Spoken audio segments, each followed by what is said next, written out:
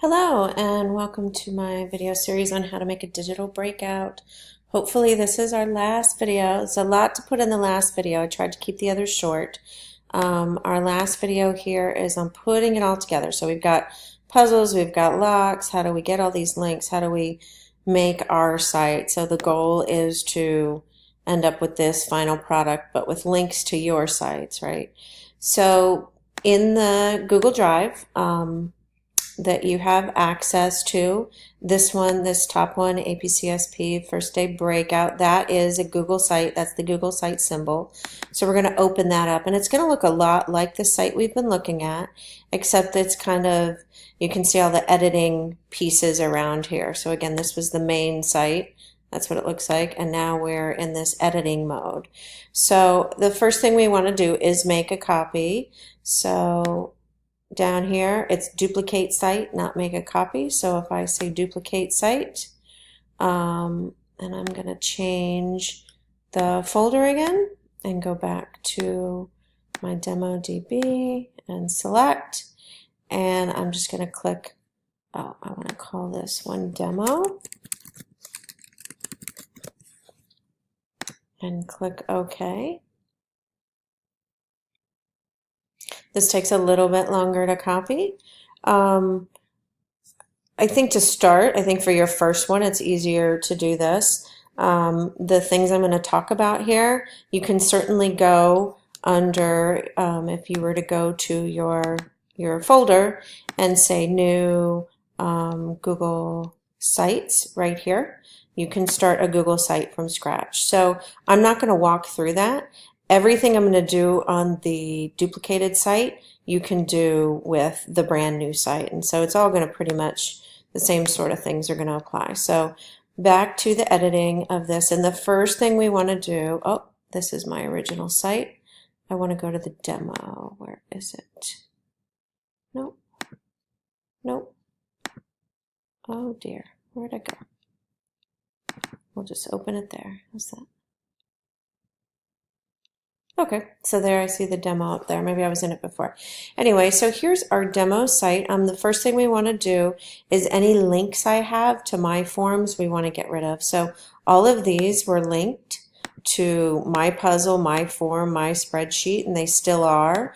So we're going to go ahead and click on those, and you can see the link under here. And rather than edit it, we're just going to trash it. So we'll get rid of all those links, all 4 of these. So now those are just images and they wouldn't be clickable. And then this form, presumably you've made your own form with locks. And so if you click on that, you can hit the trash. And so now nothing is linked to my site anymore. This is the link to the video that has teaches the students how to search a Google image. It's up to you if you want to leave it. You'll notice this is just text, right? You'll start to see now the pieces that go into the website. So this is a banner page, and it just comes up when you make a Google site. You can change the image. It's really easy. If you say select image, you can search, and you can search for padlocks or whatever you want to search for, and you can just change the Google image or change the banner image that easily. This is a text field on the Google site, so you can change this one now. You can edit it and say welcome to my class, whatever your class may be, and you can change all these words as well. This was an image. If you don't want to use the ASCII table code, you want to do a different image, you can trash that and add your own images. The same with all these. You can delete any of these pieces by deleting section. And so I'll just talk a little bit about how you add new things. So if you double click in this white area, one way is over here you have all the insert a text box, which would be like this, insert an image, which would be like the ASCII table, or embed something, which is what we're going to do with the form. But you can also just go to this white space down here and double click, and you'll see a little pop-up, which is really nice. So I can say, let's insert an image, and maybe I want to search for an image, and I want to search for school supplies. And I want to put put this image in. So it's quite easy. I'm going to go ahead and do another image just to show you how easy it is to edit. And I'm going to search and find computer, and this looks good, kind of looks good coloring like the other one. It's a little bit bigger, so I definitely played around with resizing these images. You're welcome to use them, or you can change them. You'll notice when I go to move, you can click and drag these. You'll see the kind of guides. Sometimes it's a little kludgy. You can also resize in the corners and try to get them all the same size. It's a little hard. Well, yeah, see, that doesn't look right. So you get the idea. So first you just kind of put images out or text fields out, whatever text you want. So here I can create a new text box. The nice thing about this is it has a lot of options, but not too many that it becomes overwhelming. So you can change this text to heading, but you'll notice it changes all of it, right? There's nothing I can really do to just bold this piece or change this to another color. So I selected a theme for this Google site, and it's kind of set, which is actually a good thing because I think you can get caught up in trying to play with formatting. So each one of these, if you click down on here, it'll make it bigger or smaller. So depending on how big you want your text. And then if you go over here to the left and hit the section background palette, you'll see these are different types of backgrounds for this particular theme. So that's how I got that one up there. So I think it's a really nice layout. It keeps it simple. While I'm talking about themes, you can click over here up in the upper right hand corner, and you can see these are themes you can choose from, different themes, and then color palettes you can choose between them. So you can play around with that. You can really get it can take up a lot. It can take up a lot of time. So however you want to play around that, you can see how different the site looks depending on the theme, and you can see how the different emphasis for the section background changes depending on the theme you pick. You can also have an image behind here as well. So if you add something and you want to take it off, you can simply delete. You can move things around and drag it. Look at that. I can Control Z and undo. So you get the layout, and then what we need to do is link it to all these puzzles we've made so that our site is ready. So I'm first going to link these, and then we'll embed our form. So this was my syllabus quiz. So if you I'm just going to go to my demo syllabus quiz, and I'm going to show you how you would link this. So actually, we're not going to go here. I apologize. We're going to go to the folder. So this is where all the demo documents are. So whenever you're going to do something like this where you're going to be sharing with multiple people, you want to turn on all the sharing preferences. So they may have been copied from mine, turned on already. But so we're going to click on every one of these. You see there it went from off to on. So we want every one of these to be shareable. There you go. So they weren't on already. So if a student went to try and access any of these and it said you don't have rights, you need to, ask for access. Usually this is the first place I check to make sure all of these sharing preferences are on. So for that syllabus quiz, I can actually go back and click that link. I've turned them all on just so I don't forget. And then I click this URL, one click, and I can Control C. I have a Mac, so it's Command C, but Control C to copy the link. And then I go back to the demo. I click on the image I want to attach the link to, and I can hit that link icon and Control V or Command V, and I can apply. And so now you can see that that link is attached. I'm going to do the computer one next. So back to the Google Drive. That was my computer lab one. I'm going to hit the link, click the URL once, Control C, back to the site, click the image, click the link, Control V, and then apply. So that is now clickable.